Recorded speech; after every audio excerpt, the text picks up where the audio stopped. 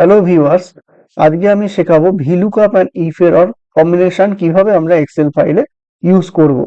তো আপনারা হয়তো হাজারো ভিলুকআপের ফর্মুলা ইউটিউবে দেখতে পারবেন, কিন্তু আমি আরো অ্যাডভান্স ভাবে কিভাবে আরো সূক্ষ্ম জিনিসগুলো আপনাকে তুলে ধরবো, যেগুলো আপনার খুব জানা দরকার। সুতরাং আপনারা দেখতে থাকুন ভিলুকআপ কিভাবে আমরা ইউজ করব।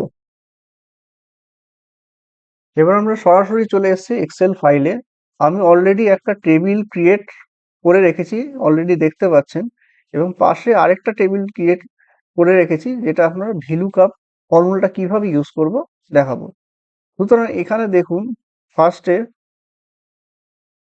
যেটা আমরা করতে চাইছি সেলস পার্সন নেম। এখানে দেখুন সেলস পার্সন নেমে অনেকগুলো নাম লেখা আছে, ঠিক আছে। যেইটা আমরা কি করব, এই যে টেবিলটা দেখতে পাচ্ছেন, এই টেবিল থেকে আমরা সরাসরি প্রোডাক্ট মানে যার মানে যেই নামটা আছে তার এগেনস্টে যে প্রোডাক্টটা রয়েছে, সেই জিনিসগুলো সরাসরি আমি এখানে আনতে চাইছি। সুতরাং আমরা কিভাবে আমরা সেটাকে প্রেজেন্ট করব সেটা আমরা দেখাবো এখনই। সুতরাং প্রথমে কি করব, equal to V lookup, VL lookup, ঠিক আছে। ভিএল লিখে দেখবেন এখন অলরেডি একটা ট্যাব ইউজ যদি আমরা করি, অটোমেটিক পুরো ফর্মুলাটা কিন্তু নিয়ে নেয়, ঠিক আছে। আমরা পুরোপুরি না লিখলেও হবে, অনেকে আবার ভি লুকআপ লিখে ফার্স্ট ব্র্যাকেট ওপেন করে, ঠিক আছে। এইবারে ফার্স্ট ব্র্যাকেট ওপেন করে প্রথমে আমরা কি করব, এইটাকে আমরা বলছি সেলস পার্সন যেটা আছে আমাদের, এটাকে সবসময় আমরা টার্গেট বলি, ঠিক আছে। ভি লুকআপের এটা যেটা হচ্ছে মেন ফাইল, যে টেবিলটা, সেটা হচ্ছে প্রথম, যে এইটাকে আমরা টার্গেট বলছি। মানে টার্গেট থেকে আমরা সোর্স কোনটা, সোর্স হচ্ছে প্রোডাক্ট, মানে হচ্ছে এই যে ডেয়ারি প্রোডাক্ট, ডেলি যেগুলো লেখা আছে সেগুলো হচ্ছে প্রোডাক্ট, সেটা হচ্ছে সোর্স। সুতরাং প্রথমে আমরা কি কোথা থেকে নেব, প্রথমে হচ্ছে ভিলুকআপ, বলছে ভিলুকআপ ভ্যালু। ভিলুকআপ ভ্যালু হচ্ছে প্রথমে রূপেশ, মানে L4 যে আমরা সেল নাম্বারটা দেখছেন, ওখানে থেকে কমা দিয়ে টেবিল যাব, টেবিল থেকে আমরা কি করব, 1 2 3, মানে দেখুন প্রথম যে রূপেশ থেকে, মানে সেলস পার্সন থেকে শুরু করে প্রোডাক্ট পর্যন্ত, ঠিক আছে। 1 আর ইন্টু 3C, 3C মানে হচ্ছে 3 নম্বর কলম। আমি যত কলম বাড়াবো তত দেখবেন 1 আর 6C 8C এরকম করে বাড়তে থাকছে। মানে আমি এইখান থেকে, মানে সেলস পার্সন থেকে প্রোডাক্টে যদি যাই, তাহলে 3টে কলম আমাকে বাড়াতে হবে। আর সেইটাকে আমরা নিচে পর্যন্ত, যতটা আমরা ভ্যালু আছে নিচে পর্যন্ত আমরা নেব, কমা 3, 0, ব্র্যাকেট ক্লোজ করে আমরা ক্লোজ করব। এবার সরাসরি এটাকে আমরা কি করব, ড্র্যাগ করে দেবো। ড্র্যাগ করে দেখতেই পাচ্ছেন, মানে রূপেশের এগেনস্টে যেটা রয়েছে আমরা এখানে দেখতে পাবো, ডেয়ারি, ডেয়ারি লেখা আছে, সেই ডেয়ারিটা পেয়ে গেছি। মিঠুনের এগেনস্টে কি লেখা আছে, প্রডিউস, যেটা প্রডিউস পেয়ে গেছি।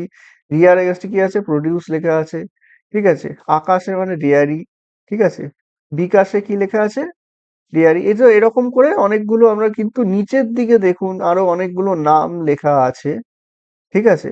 সেগুলো কিন্তু এনে এনে এসছে, ঠিক আছে। এখানে যদি আমি নামও, যদি কমন কোনো নাম যদি আমি সিলেক্ট করে মানে লিখতে চাই, যেমন সরোজ, এখানে লিখলাম সরোজ, সেখানেও দেখুন এখানে কিন্তু এনে নিচ্ছে, কিন্তু নেওয়ার কথা নয়, কিন্তু কেন, ঠিক আছে। এটাই হচ্ছে আমার অ্যাডভান্স ভিলুকআপ, যেটা হচ্ছে আপনারা হয়তো সচরাচর অনেক ভিলুকআপের ভিডিও দেখবেন ইউটিউবে, কিন্তু কেন এখানে এনে নিচ্ছে, এটাই হচ্ছে কিন্তু আপনাদের অ্যাডভান্স ভাবে আপনাকে শেখাতে চাইছি, যেটা আপনাদের জানার খুব দরকার। ছোট ছোট জিনিস কিন্তু আপনি যখন ইমপ্লিমেন্ট করতে চাইবেন তখন কিন্তু এগুলো খুব দরকার। আপনি অফিসে কাজ করছেন কিংবা যেখানেই কিংবা কাজ করছেন, ফ্রিল্যান্সিং এ কাজ করছেন, যেখানেই কাজ করছেন না কেন, সুতরাং এইটা খুব জানা খুব দরকার, কিভাবে আমি ভিলুকআপটাকে ইউজ করব খুব স্মুথলি, ঠিক আছে। সুতরাং এখানে আমরা কি করব, প্রথমে যে আমরা প্রোডাক্ট, আমরা ফর্মুলাটা যেখানে আমরা লাগি সেখানে ওপেন করব। আবার ফর্মুলা বারে গিয়ে প্রথমে যে ফর্মুলাটা দিয়েছি, I4, C4:E16, যে রেঞ্জটা আমাদের নেওয়া হয়েছে, সেই এই যে রেঞ্জটা, এই রেঞ্জটার আগে আমরা কি করব, প্রথমে আই এর আগে ডলার্স, সি এর আগে ডলার্স, ই এর আগে ডলার্স, 16 এর আগে ডলার্স, মানে যে রেঞ্জটা নেওয়া হয়েছে সেই রেঞ্জে মানে ইয়েটা সেলের আগে আমরা ডলার ডলার দিয়ে দেবো। ডলার ডলার দেওয়ার পরে এন্টার মারবো, এন্টার মেরে আবার ওটাকে ড্র্যাগ করব। ড্র্যাগ করলে এবার দেখুন অটোমেটিক এই যে সারোজ, আগে আসছিল না, এনে আসছিল, সেখানে এখন প্রডিউস, মানে আমরা সেলটাকে লক করে দিলাম। মানে 4 থেকে 16, মানে এই 4 নম্বর থেকে 16 যে ইয়েটা রয়েছে সেখানে কিন্তু আমরা সেলটাকে লক করে দিলাম। কিন্তু আগে কিন্তু সেল লক ছিল না, ওই জন্য বুঝতে পারছিল না কোথা থেকে রেঞ্জটা, এক্সেল কিন্তু বুঝতে পারছিল না কোথা থেকে আমি নেব, ঠিক আছে, রেঞ্জটা। সুতরাং এখানে দেখুন অটোমেটিক সারোজের এগেনস্টে যে প্রডিউস, ঠিক আছে, টেবিলে দেখুন লেখা আছে সারোজের এগেনস্টে প্রডিউস, সেই কিন্তু নিচে চলে এসছে। এই রেঞ্জ পর্যন্ত ঠিকঠাক ছিল, তারপরে কিন্তু আসছিল না, ঠিক আছে। এবার দ্বিতীয়, এটা একটা প্রথম শিখলেন ডলার্স কিভাবে আমরা ইউজ করব। একই যখন শিটে আমরা ইউজ করব কিংবা একই ফাইলে দ্বিতীয় শিটে, মানে শিট নাম্বার 1, শিট নাম্বার 2 তে যদি আমরা এরকম ভিলুকআপ মারি তখন কিন্তু একই ফাইলে তখন আমাকে ডলার্সটা আমাকে ব্যবহার করতেই হবে, ঠিক আছে। আরেকটা ভাবে করা যায়, যেটা হচ্ছে আমরা এখানে আবার ইয়ে করে রিনেম করে আমরা কি করতে পারি, এর আগে করে FN+F4 যদি মারি, তাও এখানে আমরা দুটোতেই ডলার ডলার করে চলে আসবে, সেটাও আপনারা করতে পারেন। ও- ওটা হচ্ছে শর্টকাট কি, ঠিক আছে। এইবারে আমরা কি করব, এইবারে দেখাবো কিভাবে আমরা যে এনএ এনএ গুলো আছে, হ্যাশট্যাগ এনএ এনএ গুলো আছে, সেগুলোকে আমার দরকার নেই। সেখানে আমরা যদি ফলস হয় সেইখানে আমরা জিরো ভ্যালু আনবো। মানে আমি এনেটা আমি না দিয়ে আমি জিরো ভ্যালুটা আনবো। সেটা কিভাবে আনবো, তখন আমাকে ইউজ করতে হবে ভিলুকআপ এর আগে ইফ এরর, ঠিক আছে। ভিলুকআপ যেরকম আছে সেরকমই থাকবে, ভিলুকআপে ইকুয়াল টু ইফ এরর লিখবো। ইফ এরর দেখুন, ইফ এর নিচে আরেকটা ইফ এরর বলে ফাংশন আছে, ইফ এররে যাবো, ইফ এররে গিয়ে আবার সেই ট্যাব মারবো। যেই ট্যাব মারবো অটোমেটিক ইফ এরর নিয়ে নেবে, ফার্স্ট ব্র্যাকেট ওপেন, ভিলুকআপ যেরকম ফর্মুলাটা ছিল সেখানে সেরকমই রাখবো, কোনো রকম চেঞ্জ করব না। তারপর লাস্টে গিয়ে কমা, আবার জিরো, ব্র্যাকেট ক্লোজ, ঠিক আছে। করার পরে আবার যদি আমরা সেটাকে ড্র্যাগ করি, এবার দেখুন ফর্মুলাটায় কি চেঞ্জেস আসছে। অটোমেটিক দেখুন এখানে জিরো জিরো, যেগুলো আমরা এনে এনে দেখাচ্ছিলাম সেগুলোতে জিরো জিরো চলে এসছে, ঠিক আছে। এটা গেল 1 নম্বর শিটে আমরা কিভাবে, মানে একই শিটে যদি আমরা যদি ইউজ করি ভিলুকআপ ফর্মুলাটা, বা তখন আমরা কিভাবে ইউজ করবো, ইফ এরর অ্যান্ড ভিলুকআপ দুটোই আপনাকে দেখিয়ে দিলাম। এইবার দেখাবো যদি আমরা অপর, মানে আরেকটা যদি এক্সেল আমরা ফাইল খুলে সেখান থেকে যদি ভিলুকআপ, মানে মেন সোর্স যে টেবিলটা আছে, এই টেবিলটা থেকে যদি আমি আবার যদি ভিলুকআপ ফর্মুলাটা যদি আমরা আবার দিতে চাই, কিছু আবার মানে রেজাল্ট ক্রিয়েট করতে চাই, তখন আমরা কিভাবে তৈরি করব সেটা আমি দেখাবো। এবার আরেকটা আমি ফাইলে চলে যাব। এই একটা ফাইল দেখছেন যেখানে সেলস পার্সন অ্যান্ড প্রোডাক্ট দেওয়া রয়েছে, সেখানে আমি কি করব, এটাকে আমি ডিলিট করে দিলাম, ফর্মুলাটাকে আবার উড়িয়ে দিলাম।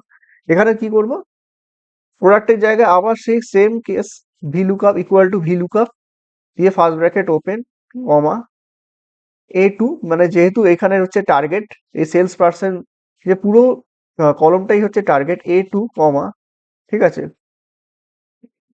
দিয়ে অপর যে ফাইলটা রয়েছে সেখানে চলে যাব, দিয়ে 1 2 3 মানে যেরকম নিয়েছিলাম ঠিক সেরকমই নেব, কমা 3 কমা 0, ঠিক আছে। এবার সেম ভাবে আমরা ড্র্যাগ করে দেবো নিচ পর্যন্ত। ড্র্যাগ করলে দেখাবে যে আমরা অটোমেটিক ডেয়ারি এনে প্রডিউস যেগুলো নেওয়ার দরকার সেগুলো নিয়ে নিয়েছি। কিন্তু এইখানে আমরা দেখব যে আগেবারে যে প্রবলেমটা হচ্ছিল, যে আমরা অনেক কিছু নিচ্ছিল না, অনেক প্রবলেম হচ্ছিল, সেখানে কিন্তু এটা কিন্তু প্রবলেম হচ্ছে না, ঠিক আছে। আমি যদি এখানে যদি সারোজো লিখি, যেরকম এখানে এনে এনে আছে, আমি যদি এখানে সারোজো লিখি, দেখো অটোমেটিক প্রডিউস চলে আসছে। কেন আসছে, যে আমাদের আমরা যে ডলার্সটা দিয়েছিলাম মেন শিটে, আগের শিটে, সেই ডলার্সটা কিন্তু এইখানে কিন্তু লাগছে না, ঠিক আছে। অটোমেটিক দেখুন যখন মানে অপর একটা এক্সেল ফাইল আমরা যখন ইউজ করব তখন কিন্তু ডলার্স অটোমেটিক এক্সেল নিয়ে নেয়, ঠিক আছে। তার জন্য আলাদা করে আবার ডলার্স আমাদের বসাতে হবে না। এবার যেরকম আমি যদি আবার যদি এখানে যদি চাই আমরা ইফ এরর যদি আমি ইউজ করতে চাই, সেখানে আবার ইফ এরর আমরা ইউজ করতে পারবো। ইফ এরর দিয়ে আবার ফার্স্ট ব্র্যাকেট ওপেন, ভিলুকআপ আবার যেরকম ছিল সেরকমই রাখবো, লাস্টে গিয়ে কমা শূন্য, ব্র্যাকেট ক্লোজ। এবার সেটাকে আবার আমি ড্র্যাগ করে দেবো। ঠিক আছে? তো এইভাবেই আমরা ভিলুকআপ আর ইফ এরর কমিউনিকেশন কিভাবে আমি ইউজ করব, মানে আপনি আরো তো অনেক ভিডিও দেখেছেন, তো এটা আমি সূক্ষ্মভাবে আরো ফাইন ভাবে আপনাকে ফাইনিং টিউনিং দিলাম আর কি, কিভাবে আমি ইউজ করব ভিলুকআপ অ্যান্ড ইফ এরর। ধন্যবাদ। ভিডিওটা ভালো লাগলে অবশ্যই লাইক অ্যান্ড সাবস্ক্রাইব করে দেবেন।